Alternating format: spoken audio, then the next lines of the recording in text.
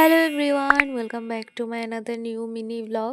তো সকালবেলা ঘুম থেকে উঠেই দেখি মুষলধারে বৃষ্টি হচ্ছিল, আর বৃষ্টি দেখে আমি অনেকটাই টেনশনে ছিলাম, কারণ আজকে একটা জায়গায় যাওয়ার আছে, মানে একটু বেরোতে হবে। আর এত বৃষ্টির মধ্যে কিভাবে বেরোবো? তো যাই হোক, বৃষ্টিটা বেরোনোর সময় যদিও কমে গিয়েছিল।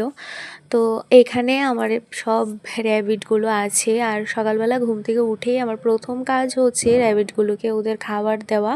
তো আজকেও তার ব্যতিক্রম হয়নি, ঘুম থেকে উঠেই প্রথমেই ওদেরকে খাবারটা দিয়ে দিয়েছিলাম। তারপর আমিও স্নান করে ভাত খেয়ে রেডি হয়ে গিয়েছিলাম যাওয়ার জন্য। তো যে কাজে গিয়েছিলাম সে কাজটা খুব তাড়াতাড়ি হয়ে গিয়েছিল, বাট অনেকটাই দূরে যাওয়া ছিল, তো সেই জন্য অনেকটা সময় লেগেছিল। আর দেখো, এই সাইডে কোনো বৃষ্টিই হয়নি আজকে, কিন্তু আমাদের সাইডে প্রচণ্ড পরিমাণ বৃষ্টি হয়েছে।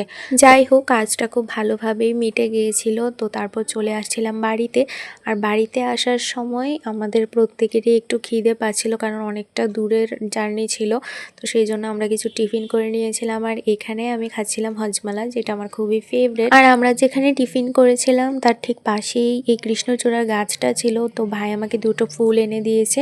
আচ্ছা বলো তো, কৃষ্ণচূড়ার সবগুলো পাপড়ি একরকম হয়, কিন্তু একটা পাপড়ি এরকম ব্যতিক্রম কেন হয়? আর আমরা যে রাস্তা দিয়ে বাড়ি ফিরছিলাম সে রাস্তার পাশেই একটা রেল লাইন পড়ে, আর আজকে দেখলাম ওই রেল লাইন দিয়ে রেলও আসছে। তো আমরাও দাঁড়িয়ে পড়েছিলাম রেল দেখার জন্য। হ্যাঁ, এখন অনেকেই বলতে পারো যে রেল দেখার জন্য আবার এভাবে দাঁড়িয়ে যেতে হয় নাকি। তো আমরা তো সচরাচর আর রেলগাড়ি দেখি না, হঠাৎ হঠাৎ দেখি, তো দেখলে আমাদেরও ভালো লাগে, তো সেই জন্যই দাঁড়িয়েছিলাম। তো চলো, আজকের জন্য ব্লগটা এতটুকুই, টাটা।